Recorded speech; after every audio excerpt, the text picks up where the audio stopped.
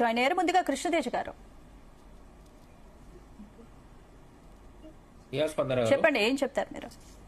ఇప్పుడు చూడండి స్పందన గారు, పవన్ కళ్యాణ్ గారు ప్రొఫెసర్ నాగేశ్వరరావు గారు మధ్య తలెత్తిన వివాదం ఇవాళ ఇక్కడ రాక చిలికి గానబోయనే వచ్చింది.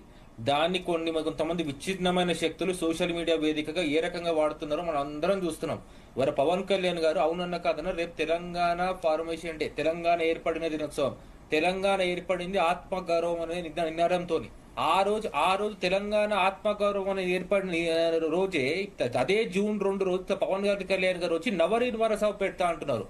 స్వాగతిస్తాం, డెమోక్రసీలు ఎవరైనా పెట్టుకోవచ్చు, ఎక్కడ ఏ పార్టీ పోటీ చేయొచ్చు. కానీ ఆయన చేసిన వ్యాఖ్యల గురించి ఇందాక మన బీఆర్ఎస్ పెద్దలు చెప్పే ఉన్నారు. ఎందుకంటే అక్కడ కొబ్బరి తోటలు పడుతుంటే ఇక్కడ మన కళ్ళు పచ్చమైన కళ్ళు పండుతున్నాయని, అక్కడ క్యాబ్ డ్రైవర్ దగ్గర మనం చూసి వచ్చినాం. అక్కడ cab driver, Andhra cab driver కూడా తెలంగాణ ప్రభుత్వం పట్టించుకోవాలని ఒక్కటి మనం బాగా గమనిస్తే అండి, పవన్ కళ్యాణ్ గారు ఈ రోజు మార్చి 14, 2014 రోజు ఆయన పార్టీ స్థాపించిన రోజు ఆయన కేవలం ఒక వ్యక్తి.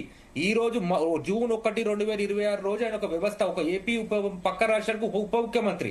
కాబట్టి ఆయన మా ముఖ్యమంత్రి గారితో కలిసినప్పుడు కూడా ముఖ్యమంత్రి గారు ఒకటే చెప్పారు, కలిసి పనిచేద్దాం, సలహా సూచనలు ఇచ్చుకుందాం, ముందుకెళ్దాం. కానీ వారు ఏంటంటే ఇక్కడ ప్రాబ్లం, ఆయన చేసిన వ్యాఖ్యల వల్ల కొంతమంది విచ్ఛిన్న శక్తులు అవకాశం కోసం చూస్తారు. ఎందుకంటే జిహెచ్ఎంసీ ఎలక్షన్ వస్తుంది, అక్కడ వాళ్ళ పార్టీ మనుగడే ప్రశాంతత ఉంది. ఇలాంటి అవకాశాలు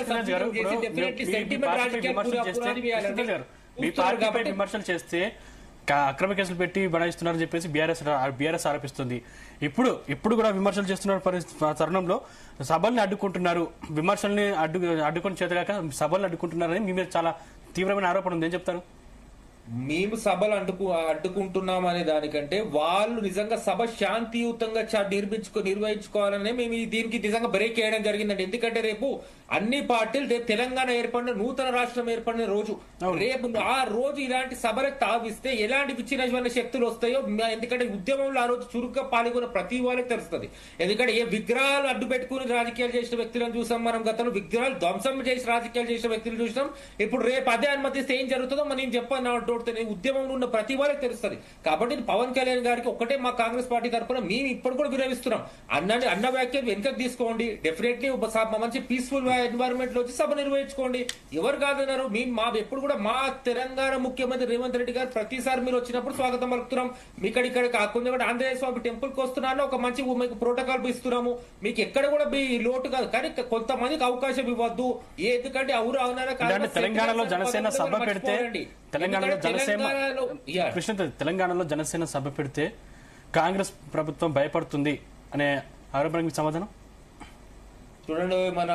చూడండి, తెలంగాణలో జనసేన పార్టీ సభ పెడితే కాంగ్రెస్ పార్టీ భయపడుతుందా కాదా అనే దానికి వాళ్ళ పార్టీకే బాగా తెలుసు. వాళ్ళ ఇక్కడ పార్టీ నిర్మాణం ఎంత, దాని ఓటు బ్యాంక్ ఎంత, దాని ఏజ్ గ్రూప్ ఎంత పని ఓటు వేస్తున్నారు, అసలు డెఫినెట్లీ వాళ్ళకి బూత్ ఏజెంట్లు ఉన్నారు, బూత్ పక్కన పెట్టి కాన్షియస్ క్యాండిడేట్ లను ఉన్నారు వాళ్ళకి. అలాంటప్పుడు ఎందుకు అనుకుంటున్నారు? మీకు ఒకటే విషయం చెప్తున్నానండి, ఎప్పుడు కూడా విచ్ఛిన్నమైన శక్తులకు అవకాశం ఇవ్వదు. ఇస్తే ఏమవుతుంది, వాళ్ళ పార్టీ లాభపడే కానీ రాష్ట్రం నష్టపోతుంది. రాష్ట్రం నష్టపోతే పక్క రాష్ట్రం పెట్టుబడులు కూడా పోవు, రాష్ట్రం దాటిపోతుంది. ఎందుకంటే ఇవాళ గ్లోబల్ మార్కెట్ లో పెట్టుబడి ఆకర్షించే శాంతియుత వాతావరణంలో తెలంగాణ శాంతికి విఘాతం కలిగించే ఏది కూడా మా రేవంత్ రెడ్డి గారు కానివ్వండి, కాంగ్రెస్ పార్టీ కానీ నాకు తెలిసి ఏ పార్టీ కూడా తెలంగాణలో స్వాగతించారు, ఇంక్లూడింగ్ మీడియా. కాబట్టి నేను ఒక్కటే చెప్తాను ఏంటంటే, వాక్యాలు వెనుక తీసుకోండి, రండి, సభ నిర్వహించుకోండి. మా పార్టీ సంపూర్ణ మద్దతు ఉంటుంది మీ సభకి. రైట్, మాధవరెడ్డి గారు.